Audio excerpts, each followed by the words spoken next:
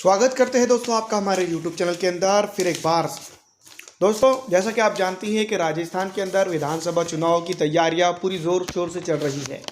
राजस्थान के अंदर जो तो अगले साल नवंबर के अंदर जो तो लगभग चुनाव हो जाएंगे, लेकिन चुनावी तारीखों का ऐलान होने से पहले कुछ चीज़ें होती है जो आम तौर पर हर पॉलिटिकल पार्टी उसको अपने फेवर में बनाने के लिए हद तक इम्कान कोशिश करती है, यहाँ तक कि वो बड़े बड़े दावे भी करती है। लेकिन दोस्तों जो सी वोटर सर्वे है, जिस तरह से मैं आपको बता दूं कि गुजरात, राजस्थान, हिमाचल, छत्तीसगढ़, कर्नाटक और तमाम दूसरे बड़े बड़े राज्यों के अंदर जो तो अब की बार जो तो कांग्रेस पार्टी की सरकार बनाते हुए नज़र आ रहा था। इसमें दोस्तों मैं आपको बता दूं कि आप जानते ही हैं कि हिमाचल प्रदेश के अंदर जो रिज़ल्ट आए हैं वो कांग्रेस पार्टी के फेवर में आए हैं। राजस्थान के अंदर भी कुछ ऐसा ही मामला नज़र आ रहा है कि यहाँ पर भी जो तो पकड़ काफ़ी मजबूत बताई जा रही है। ये वजह है, सिर्फ मैं आपको बता दूं दोस्तों, पिछले दिनों की कांग्रेस सरकार की यहाँ पर सफलता और कारकर्दगी की वजह से ये सब चीज़ें हो रही है। दूसरी तरफ अगर बात की जाए तो मैं आपको बता दूँ कि आज हम बात करेंगे अजमेर विभाग के बारे में। जो अजमेर विभाग है उसके अंदर 4 ज़िले आते हैं। टोंक आता है, अजमेर खुद एक ज़िला आता है, नागौर आता है और भिलवाड़ा। इन तरह से देखो अगर बात की जाए तो 29 विधानसभा क्षेत्र पड़ते हैं। और लोकसभा सीटों की अगर बात की जाए तो यहाँ पर अगर 4 सीटें अगर पकड़ी जाए तो ये 4 सीटें जो तो आती है। दूसरी सबसे इम्पोर्टेंट चीज़ ये है कि कांग्रेस पार्टी ने पिछली दफ़ा विधानसभा चुनाव यहाँ पर जीती थी और काफ़ी अच्छा काम भी उन्होंने किया है। जिस तरह से हमने देखा है कि वसुंधरा राजे के दौर के टाइम पर राजस्थान के अंदर खास करके ये चीज़ें देखने को मिली थी कि यहाँ पर जो तो हिंदू मुसलमान जातिवाद काफ़ी हद तक के बढ़ गया था। वो अलग बात है कि राजस्थान के अंदर भी कुछ ऐसे मामला देखने को मिल रहे हैं, लेकिन पिछली दफ़ा की अगर बात की जाए तो पिछली दफ़ा से तुलनात्मक कम है। वैसे तो मैं बता दूं, दलितों पर, मुस्लिमों पर अत्याचार हर राज्य में और हर सरकार के वक्त होता हुआ नज़र आया है। आज हम बात करेंगे चारों ज़िलों के बारे में, जिसमें सबसे ऊपर हमने जो लिया है वो अजमेर लिया है। अजमेर विभाग के अगर अंदर बात की जाए तो 29 विधानसभा सीटें आती है और अकेले अजमेर के अंदर अगर बात की जाए तो 8 सीटें आती है। टोंक की अगर बात की जाए तो 4 सीटें आती है। नागौर की अगर बात की जाए तो पूरे 10 सीटें आती है। भिलवाड़ा की अगर बात की जाए तो 7 सीटें यहाँ पर आती है। टोंक विधानसभा क्षेत्र के ऊपर अगर बात करें, अजमेर की बात माफ़ कीजिए, अजमेर ज़िले की अगर बात की जाए तो किशनगर की अगर बात करेंगे, किशनगर की अगर बात करेंगे तो यहाँ पर इंडिपेंडेंट जो है तो चुनकर आए थे उम्मीदवार। अब की बार यहाँ पर जो है तो उलटफेर हो सकता है। कांग्रेस पार्टी और भारतीय जनता पार्टी और इंडिपेंडेंट उम्मीदवार अगर कभी अलग लड़ते हैं तो AIMIM यहाँ पर जो है तो उठापटक कर सकती है। अगली विधानसभा क्षेत्र आती है पुष्कर की। पुष्कर के अंदर पिछली विधानसभा चुनाव के दौरान भारतीय जनता पार्टी चुनकर आई थी। अब की बार अगर कभी ऑल इंडिया मजलिस इत्तेहादुल मुस्लिमीन यहाँ पर अपना प्रत्याशी उतार देती हैं तो कांग्रेस पार्टी फिर एक बार जो तो इस विधानसभा क्षेत्र के अंदर हार सकती है। दोस्तों मैं आपको बता दूं कि अजमेर के अंदर, अजमेर जो प्रॉपर सिटी है उसको जो है तो मैं आपको बता दूं कुछ विभागों में तकसीम किया गया है। अजमेर नॉर्थ के अंदर और अजमेर साउथ के अंदर, शुमाली अजमेर और जुनूबी अजमेर। अजमेर की दोनों भी जो है सीटें हैं, शुमाली भी और जुनूबी। तो अजमेर की अगर पहली बात अगर की जाए नॉर्थ की यानी कि शुमाली, तो यहाँ पर भी भारतीय जनता पार्टी जीती थी। अजमेर के अंदर अगर वैसे तो बात की जाए मुस्लिम वोट जो है तो काफ़ी ज़्यादा हैं। अब की बार अगर अजमेर के अंदर MIM अपना दमखम दिखा दी है तो फिर एक बार जो तो भारतीय जनता पार्टी जीत सकती है। दूसरी बात मैं आपको बता दूँ, अजमेर दक्षिण की बात करेंगे। दक्षिण सीट जो है तो पूरी तरह से शेड्यूल कास्ट के लिए रिजर्व रखी गई है।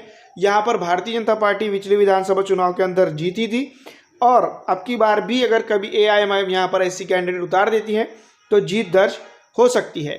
ज़मीनी हकीकत की अगर बात की जाए तो यहाँ पर डेवलपमेंट के मामले में जो है तो कुछ भी नहीं हुआ है, क्योंकि दोनों जगहों पर अजमेर साउथ भी और दक्षिण माफ़ कीजिएगा नॉर्थ भी, वहाँ पर मुस्लिम आबादी ज़्यादा होने की वजह से मुस्लिम इलाकों के अंदर चाहे वो कांग्रेस का दौर हो या भारतीय जनता पार्टी का दौर हो, वहाँ पर डेवलपमेंट देखने को नहीं मिला है। तो यही वजह है कि असदुद्दीन अवैसी साहब यहाँ पर फिर एक बार ताल ठोक सकते हैं और बड़ा उलटफेर कर सकते हैं। नसीराबाद की अगर बात की जाए तो BJP यहाँ पर जीती थी। कांग्रेस पार्टी को चने चबाने की ज़रूरत फिर एक बार यहाँ हो सकती है, क्योंकि ऑल इंडिया मजलिस इत्तेहादुल मुस्लिमीन यहाँ पर और आम आदमी पार्टी का भी कहीं ना कहीं वर्चस्व यहाँ देखने को मिल रहा है। बेवार विधानसभा क्षेत्र की अगर की बात की जाए तो यहाँ पर भारतीय जनता पार्टी है, और भारतीय जनता पार्टी की अगर बात की जाए, अगर जिस तरह से भारतीय जनता पार्टी का परफॉर्मेंस यहाँ पर देखने को मिला था पिछली विधानसभा चुनाव के अंदर, अगर उसको वो रिपीट कर देती है तो सीधी तौर पर मैं आपको बता दूं कि भारतीय जनता पार्टी यहाँ जीत सकती है। मसौदा विधानसभा क्षेत्र की अगर बात की जाए तो यहाँ पर कांग्रेस पार्टी मैदान में है। कांग्रेस पार्टी यहाँ पर जो है तो जीत दर्ज करते हुए अब की बार भी नजर आ रही है। दूसरी बात अगर बात किया जाए केकरी विधानसभा क्षेत्र की, तो केकरी विधानसभा क्षेत्र के ऊपर भी कांग्रेस पार्टी जीत रही है। दोस्तों टोंक जिले की बात करेंगे। टोंक जिला अजमेर के माफ़ कीजिएगा अजमेर डिवीज़न के एरिया के अंदर अच्छा ज़िला माना जाता है, लेकिन यहाँ पर डेवलपमेंट के मामले में काफ़ी कमी और वृद्धि कुछ किस्म की देखने को नहीं मिली है। मालपुरा विधानसभा में बीजेपी ने जीत दर्ज की थी। अगर AIMIM यहाँ आ जाती है, जो कि दिख रहा ही दे रहा है, बीजेपी फिर एक बार जीत करेंगी। निवाई विधानसभा क्षेत्र की अगर बात की जाए तो निवाई विधानसभा क्षेत्र के अंदर SC कैटेगरी में का 60 प्रत्याशी ने जीत दर्ज की थी, और अब जो है तो मैं आपको बता दूं कि इंडियन नेशनल कांग्रेस पार्टी के यहाँ पर भी रुझानात कम दिखाई दे रहे हैं। टोंक के अंदर कुछ सिटी का एरिया आता है, मुस्लिम पॉपुलेशन ज़्यादा होती है, कांग्रेस पार्टी को यहाँ पर वोट ज़्यादा हुआ था। डेवलपमेंट की अगर बात की जाए तो यहाँ डेवलपमेंट नहीं हुआ है। MIM अगर अपना प्रत्याशी उतारती है तो यहाँ पर वो हारती है, और कांग्रेस पार्टी भी यहाँ पर वो हार जाती है। तो यही बात है दोस्तों यहाँ पर, क्योंकि मैं आपको बता दूं कि कांग्रेस पार्टी को ज़रूरी ये होगा कि वो ऑल इंडिया मजलिस इत्तेहादुल मुस्लिमीन को फिर एक बार यहाँ साथ ले ले। गुजरात विधानसभा चुनाव के अंदर भी हमने कुछ ऐसे ही कहा था, लेकिन नहीं हुई थी। देवलीली उनैर की अगर बात की जाए तो मैं आपको बता दूं कि यहाँ पर भी भारतीय जनता पार्टी जीत दर्ज करते हुए नजर आ रही है। अगला जिला जो जिसके अंदर आता है दोस्तों, मैं आपको बता दूं कि वो नागौर आता है। नागौर के अंदर लडौन विधानसभा क्षेत्र की बात की जाए, या फिर दीवाना विधानसभा क्षेत्र की बात की जाए, या जायल विधानसभा SC कैटेगरी की विधानसभा क्षेत्र की बात की जाए, तो कांग्रेस पार्टी की तीनों विधानसभा क्षेत्र के अंदर नैया डूबते हुए नजर आ रही है। नागवार की बात की जाए तो यहाँ पर जो है तो मैं आपको बता दूं बीजेपी जीतते हुए नजर आ रही है। किनवारा की अगर बात की जाए तो RLP जो लोकतांत्रिक पार्टी है, मारता के अंदर भी जो RLP जीतते हुए नजर आ रही है। दोनों भी जरा वापस से वो अपना गेन करते हुए नजर आ रहे हैं। दिगाना विधानसभा के अंदर, मरकाना विधानसभा के अंदर, पारभत्ता के अंदर, नवान के अंदर जो है तो मैं आपको बता दूं 10 सीटों में से 7 सीटों के ऊपर जो है तो कांग्रेस पार्टी यहाँ पर जो है तो अपनी बाजी हार देगी। दूसरी बात अगर बात की जाए भीलवाड़ा की, तो भीलवाड़ा के अंदर असीन विधानसभा क्षेत्र के ऊपर छोड़कर बाकी तमाम जो विधानसभा सीटें हैं जिसके ऊपर बात की जाए तो वहाँ पर भारतीय जनता पार्टी हारते हुए नजर आ रही है। मंडौल की भी बात करें तो यहाँ पर कांग्रेस पार्टी पिछले टाइम भी जीती थी, अब भी जीतते नजर आ रही है। सहारा विधानसभा की अगर बात की जाए तो यहाँ पर वो जीतते नजर आ रही है।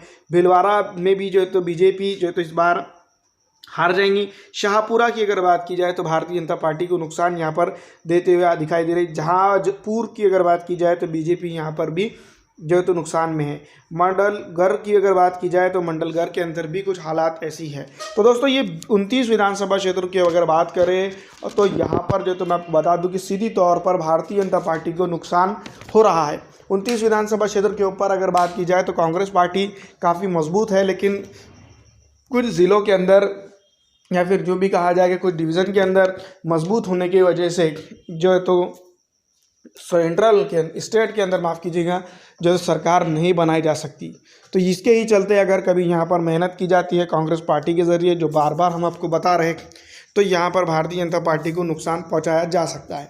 लेकिन भारतीय जनता पार्टी की वसुंधरा राजे की सरकार के अंदर जिस तरह से नीतियाँ और जो रणनीति थी उसको देखा जाए और उसको रिपीट अगर कभी भारतीय जनता पार्टी करती है, यहाँ पर जो प्रचार प्रसार में गुजरात के अंदर कुछ चीज़ें जो है तो जनता के बीच में रखने में कांग्रेस पार्टी विफल हुई, और पूरी तरह से अगर बात की जाए तो मैं आपको बता दूं कि भारतीय जनता पार्टी उन चीज़ों को लेकर आकर सामने रखने में और दृष्टिकोण को अपनाने में जो कामयाब हुई है, उसकी कामयाबी का नतीजा स्वरूप यहाँ पर भारतीय जनता पार्टी जीत दर्ज करने में कामयाब हो सकती है।